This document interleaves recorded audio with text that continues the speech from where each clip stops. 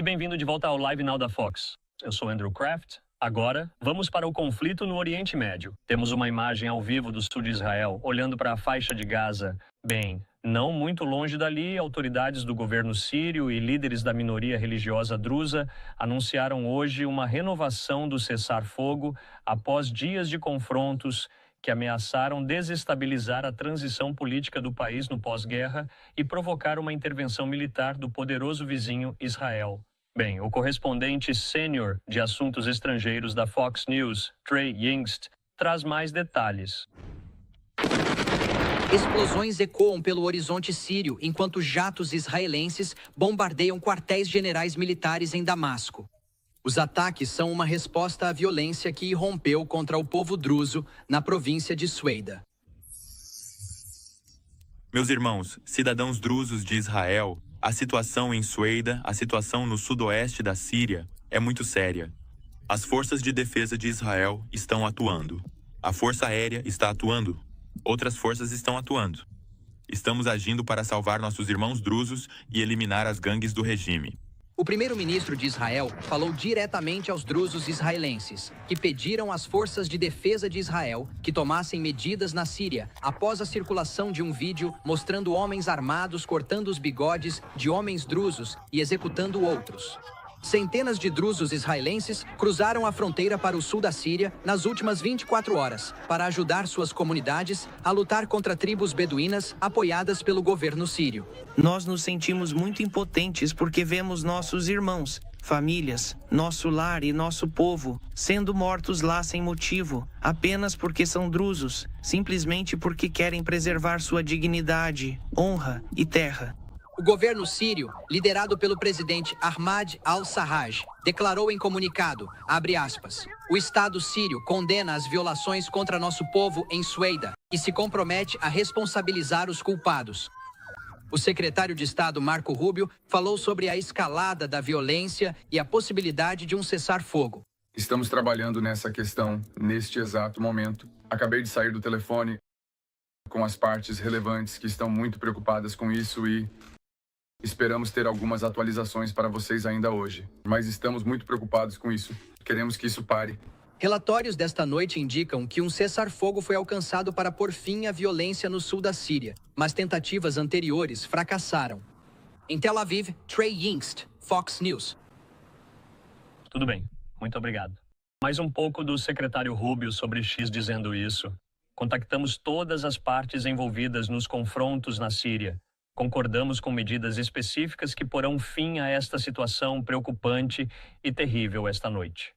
Isso exigirá que todas as partes cumpram os compromissos assumidos e é isso que esperamos que façam aqui. Vamos trazer para a conversa alguns de nossos amigos e colegas da Fundação para a Defesa das Democracias, incluindo o analista deles, Hussein Abdul Hussein. Ele está comigo agora.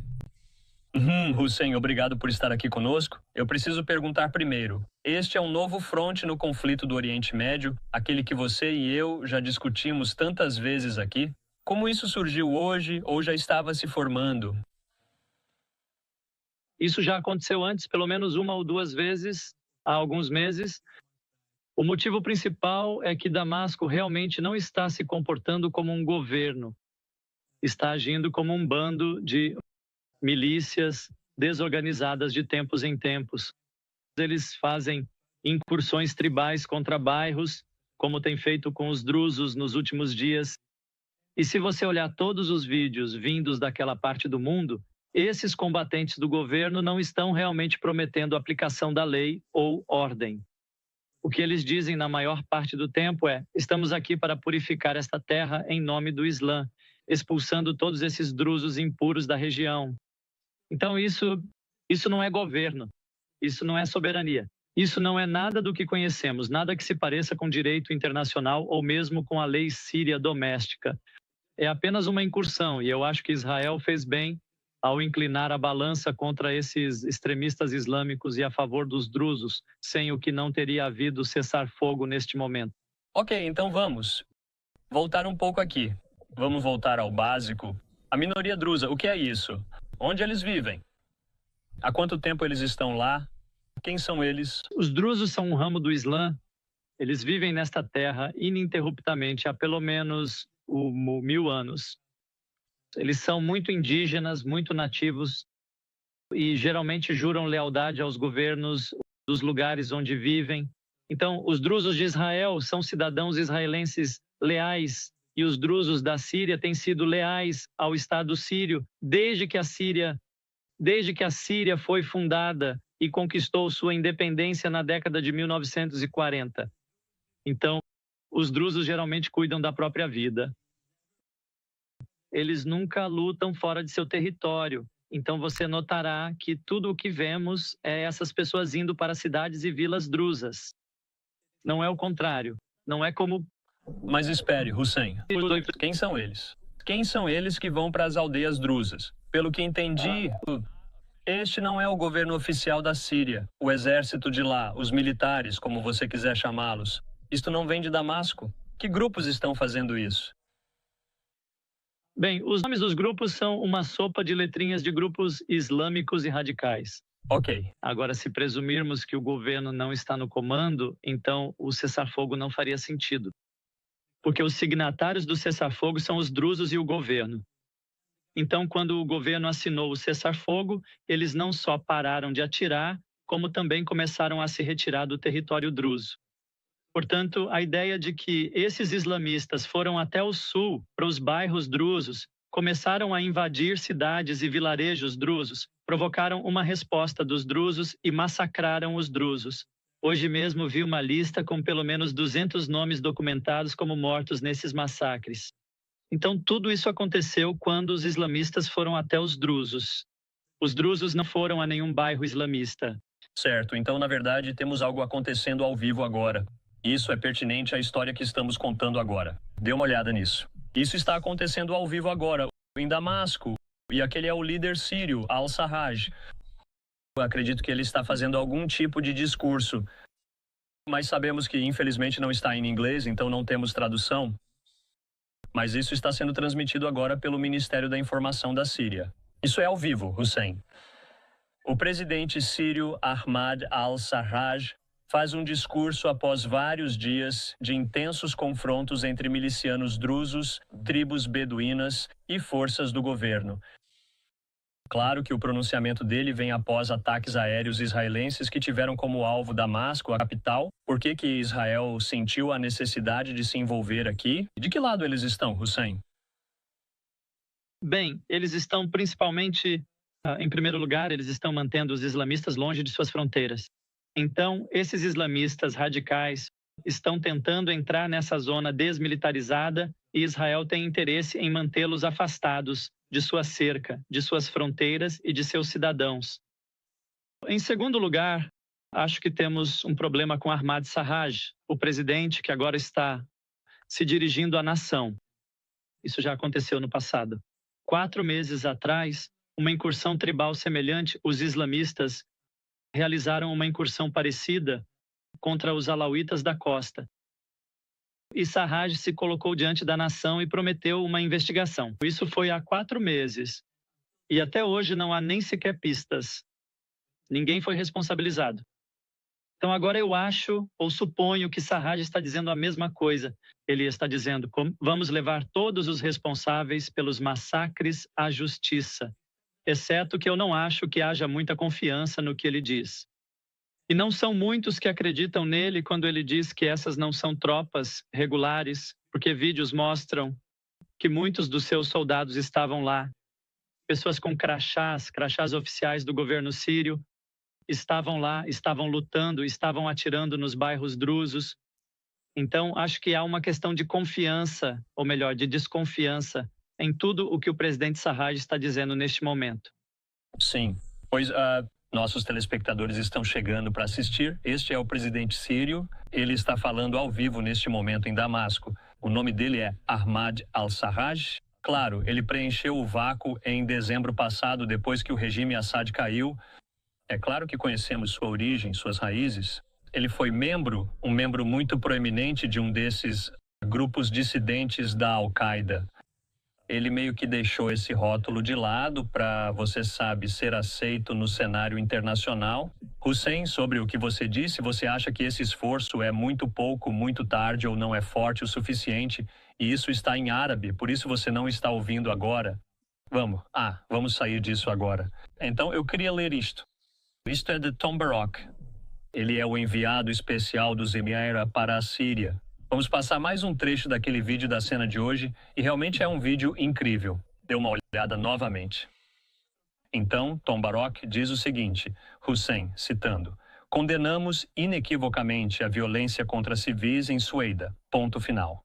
Todas as partes devem recuar e se engajar em um diálogo significativo que leve a um cessar-fogo duradouro. Os perpetradores precisam ser responsabilizados aqui.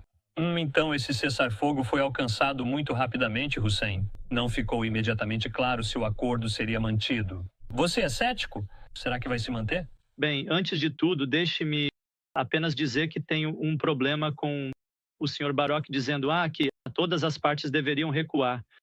Acho que isso coloca os drusos, as vítimas, no mesmo nível dos islamistas que estão atacando eles. Então, isso não faz muito sentido para mim. Quanto ao cessar-fogo, ele não funcionou mais cedo hoje na Síria. E o motivo pelo qual não funcionou foi que o primeiro rascunho do cessar-fogo dizia que ambos os lados parariam de atirar. Se isso acontecesse, isso significaria que os islamistas parariam de atirar, mas permaneceriam na cidade de Sueida, a principal cidade dos drusos no sul da Síria. Então os drusos disseram, desculpe, nós não vamos parar de atirar até vocês voltarem de onde vieram. E eu acho que ao longo do dia, e graças à força israelense por trás dos drusos, acho que os islamistas se convenceram de que não havia saída, que eles não só teriam que parar de atirar, mas também teriam que se retirar. Então eles começaram a se retirar e foi por isso que o cessar-fogo se manteve. Eu acho que vai continuar se mantendo, mas acredito que enquanto o cessar-fogo durar, o mundo precisa enfrentar esse problema que eu não acho que tenha desaparecido. Talvez em algumas semanas, alguns meses, talvez vejamos isso acontecer de novo. E nós não queremos que os israelenses e todos os outros se envolvam de tempos em tempos e, você sabe, comecem a atirar em tal escala. Você sabe, a Associated Press relata o seguinte, que a escalada na Síria começou com sequestros e ataques de retaliação entre tribos beduínas sunitas locais e facções armadas drusas na província sulista de Suaida. Forças do governo que intervieram para restaurar a ordem entraram em confronto com os drusos. Mas eu só queria retomar esse ponto. Por que os israelenses sentem a necessidade de defender a população drusa síria? Eu sei que eles têm sua própria população drusa, mas chegaram ao ponto de atacar o coração do centro de Damasco. Quero dizer, estamos vendo isso agora. Isso foi muito perto do Palácio Presidencial. O que eles ganham com isso? Eles estão lutando em uma guerra de múltiplas frentes neste momento. Você sabe disso? Sim, claro. Bem, em primeiro lugar, só essa afirmação de que foi algo local, eu não acho que tenha sido local. E se fosse local, porque essas coisas acontecem localmente o tempo todo ao longo do último século, mais ou menos. Vimos islamistas convocando uma mobilização geral, usando a rede de mesquitas em toda a Síria. Tivemos pessoas vindo do norte, de Alepo e de outras áreas, combatentes islamistas para se juntar à luta. Então, se isso fosse local, não vejo como se transformou em islamistas, tentando expulsar todos os drusos do sul. O que Israel ganha com isso? Primeiro, o componente druso é uma população muito pacífica. Em Israel, eles são cidadãos leais. Na Síria, eles têm vivido em paz com Israel. Eles não são, eles não causam problemas. Então, acho que se você juntar esses fatores e acrescentar o interesse israelense em manter os islamistas longe da fronteira de Israel, acredito que Israel tem interesse em mantê-los afastados. Agora, para mantê-los longe, há algumas maneiras de fazer isso. Ou você envia suas tropas, o que eu não acho que os israelenses querem fazer, ou você dá a Ahmad Shara, o presidente, um grande aviso. O que eu acho que os israelenses fizeram, eles disseram, ok, escutem, seu regime está em jogo, então se vocês não recuarem, vamos atrás de Damasco. Eu acho que o que eles fizeram funcionou. Tudo bem. Por fim, porém, eu gostaria de voltar a essa imagem ao vivo que ainda temos. Al-Shara fazendo um discurso lá em Damasco ao vivo neste momento. Se você tivesse uma conversa com ele agora, que conselho daria? O que ele precisa fazer para aliviar algumas dessas preocupações de que a Síria, neste momento, não está tão estável quanto ele prometeu quando assumiu após a queda de Assad? O que você diria a ele se pudesse? Bem, meu principal conselho para ele seria compartilhar o poder, confiar nos sírios. Isso não é um jogo de guerra civil, guerra tribal ou qualquer outra guerra que ele imagina. Ele não precisa controlar cada centímetro da Síria para ser o presidente da Síria. Ele pode governar a Síria conquistando o respeito dos diferentes grupos, sejam os drusos no sul, os alauítas no norte, no litoral norte, ou os curdos no nordeste.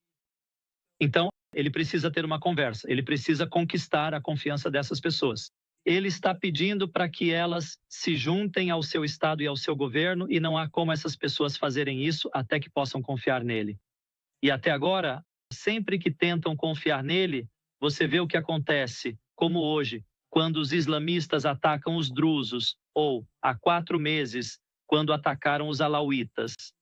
Então, até que ele consiga ganhar a confiança, não acho que ele será capaz de construir o Estado da Síria, um Estado estável e próspero como o que ele promete. Certo. Hussein Abdul Hussein, do FDD, sempre aprecio sua visão sobre essa região tão turbulenta do mundo. Conversaremos em breve. Muito obrigado, né?